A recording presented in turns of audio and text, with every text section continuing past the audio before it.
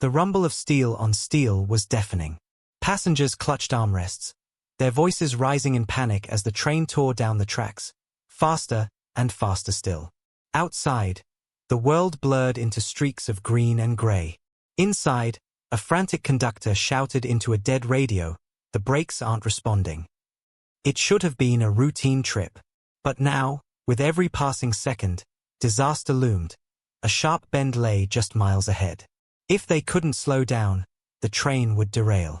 Families held each other close. Strangers prayed under their breath. Fear was everywhere. And yet, in the middle of the chaos, one man sat very still. Weathered hands gripped the edge of his seat. His eyes weren't just on the danger ahead. They were somewhere else entirely. A desert battlefield years ago, a burning Humvee, the smell of smoke and metal. He didn't wear a uniform anymore, but once, he had sworn an oath. And some oaths, you never stop keeping.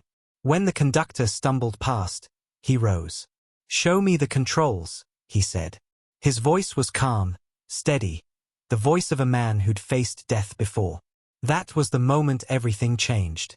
The train had been full of small, ordinary moments just an hour earlier. A child pressing his face to the glass to watch the countryside. A young couple quietly sharing coffee.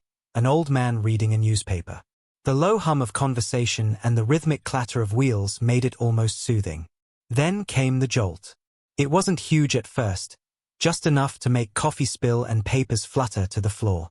But it was followed by a grinding sound no passenger ever wants to hear. Somewhere deep beneath their feet, the machine that carried them forward had begun to fail.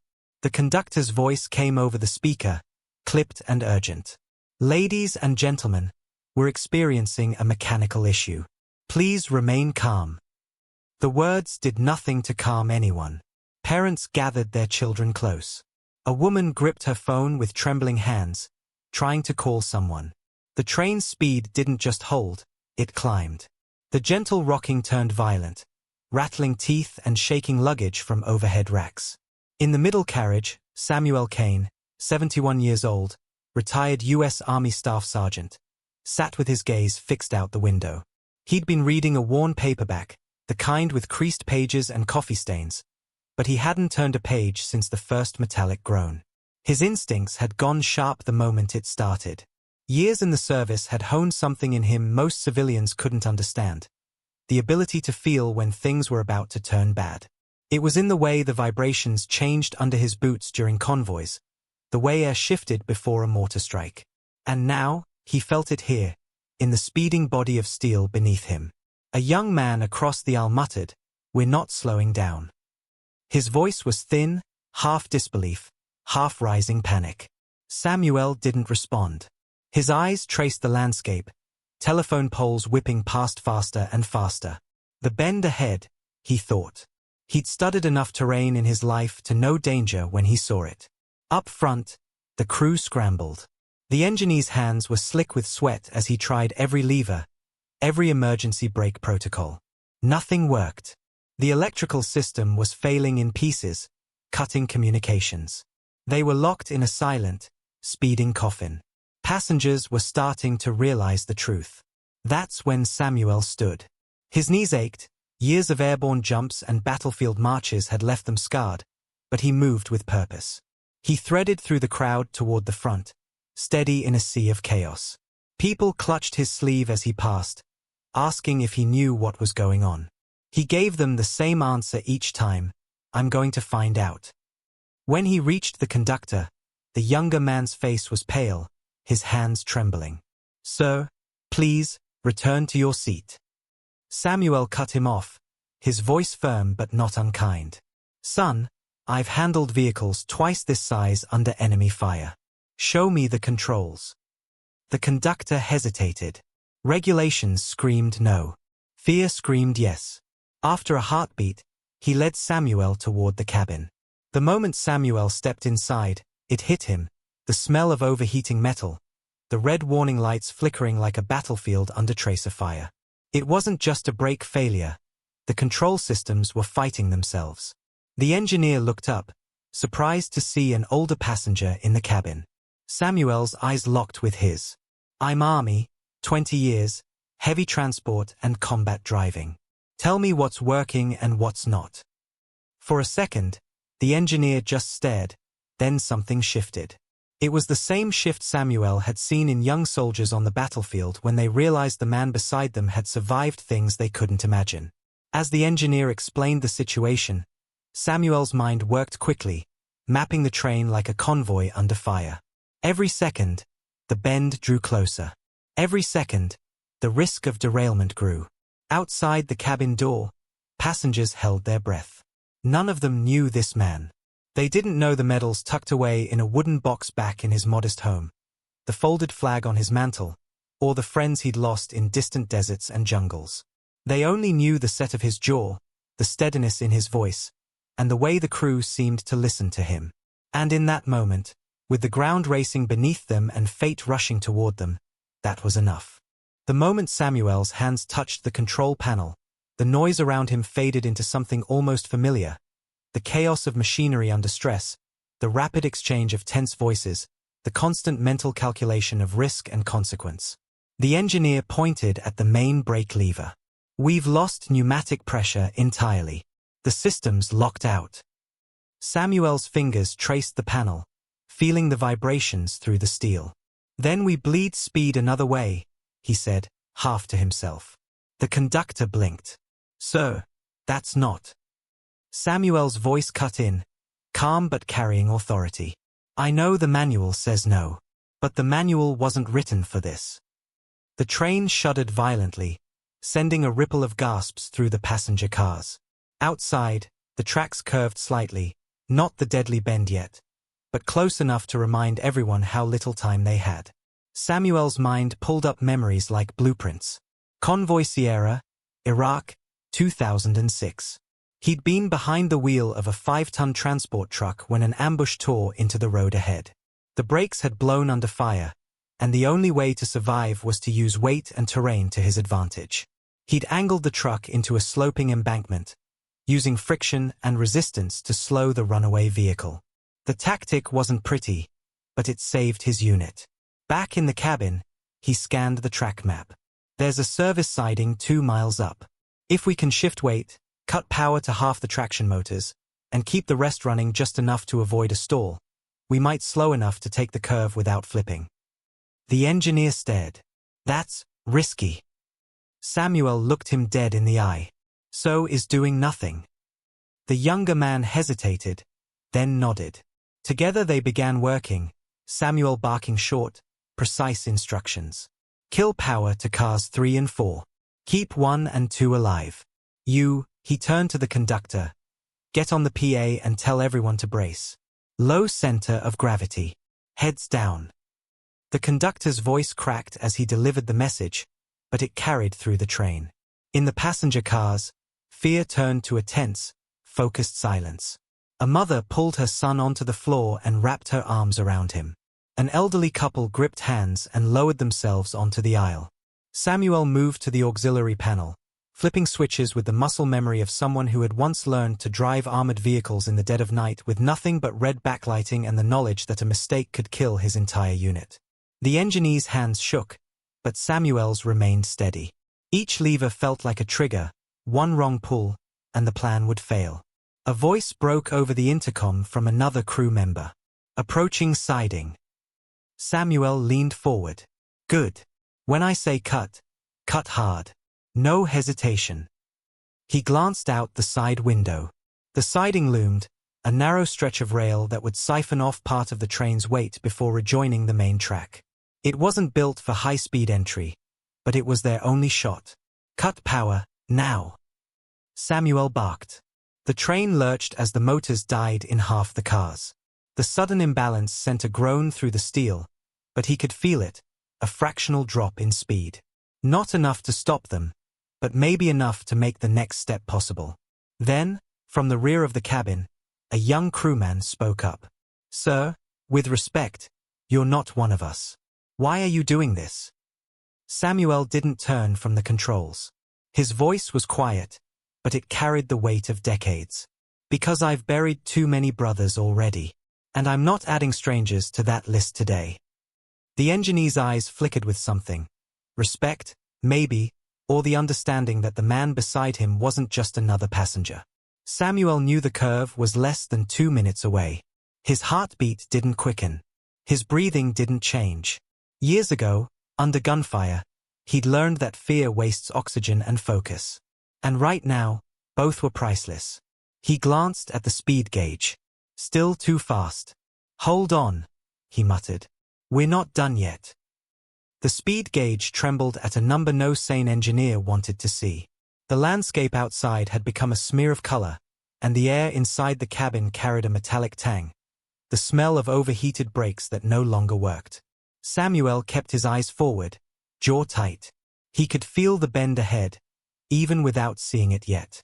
Every vibration in the floor, every shift in the wind against the glass, told him they were running out of track and out of time. The engineer's voice cracked. "If we take that turn at this speed." "I know," Samuel said. His tone left no space for doubt. "We won't." He leaned into the controls, his weathered fingers dancing over switches and levers as if the train were an old weapon he'd carried through war. The muscles in his forearms tensed, but his movements were deliberate, almost calm. Years of handling dangerous machinery under fire had taught him that hesitation killed more men than bullets. "Re-engage power to cars 3 and 4, just for a second," he ordered. The engineer blinked. "Why?" "Do it." The motors roared, surging the train forward, not to gain speed, but to shift the load. Samuel knew that a sudden re-engagement could create enough drag on the other cars to act like a crude brake. It was a gamble. If the couplings failed, the cars could detach at lethal speed. They held. The entire train shuddered violently, passengers gasping as luggage tumbled. Samuel felt the speed bleed away, only slightly, but enough to matter. The sight of the bend appeared at last, a long arc of steel rails curving like a scythe through the green fields ahead. It was both their salvation and their executioner, depending on whether they slowed in time. For just a moment, Samuel's mind wasn't in that cabin anymore. He was back in Kandahar, behind the wheel of an armored transport, the night air thick with the scent of burning diesel. They'd been ferrying a wounded squad through hostile territory when enemy fire shredded their brake lines. With insurgents in pursuit, Samuel had used a jagged mountain pass to slow their descent, scraping the vehicle's side against the rock until sparks flew, a move that could have tipped them over the cliff. But it hadn't. It had delivered his men home. And now, decades later, he felt that same edge, the razor-thin margin between control and catastrophe. "Shift weight to the left cars," he ordered. "We're taking that bend tighter than it was built for." The engineer worked quickly, following his lead. Outside, passengers clung to each other, eyes wide. A child's voice carried over the din. "Mom, is it going to crash?" The mother held him tighter but said nothing. Samuel adjusted the throttle with millimeter precision. Every muscle in his body was tuned to the machine. He could almost hear the rails groaning under the weight, could almost see the points where the train's center of gravity wanted to pull it off the track. The first wheels hit the curve. The entire cabin tilted. Metal screamed. The floor seemed to fall away beneath them. "Hold it steady, steady," Samuel murmured, as if speaking to an old comrade. The bend fought them. Gravity pulled, the wheels protested. The couplings strained like they were seconds from snapping. The speed gauge hovered at the line between survivable and deadly. Then, a subtle shift. A drop in the pitch of the wheel scream. He felt it before he saw it. The train was giving in, letting itself be guided by the rails rather than flung from them. The engineer let out a breath he didn't know he'd been holding. But Samuel didn't relax yet. The bend wasn't done with them. A second, sharper curve waited just beyond, a cruel reminder that danger rarely came in singles. "Keep her tight," Samuel said, nudging the controls like he was steering a living thing. His knuckles were white, but his movements never faltered. As the second curve loomed, the veteran in him felt the pull of every decision he'd ever made under fire. When to push, when to pull back, when to gamble everything on instinct. The track was a battlefield, the train his unit, the passengers his responsibility. The second curve hit them like a wave. The world outside became a blur of earth and sky, the horizon tilting sickeningly. A child screamed. Someone prayed aloud. And then, the tilt eased. The steel groan softened. The train straightened. They were still moving fast, but alive. Samuel exhaled slowly. The danger wasn't gone. The train was still partially crippled, but they'd passed the point everyone thought would kill them. Somewhere behind them, a voice shouted, "We made it." Another started clapping. The sound rippled down the cars, fragile but real. Samuel didn't smile. Not yet. The mission wasn't over until the wheels stopped turning. The relief in the passengers' voices was short-lived.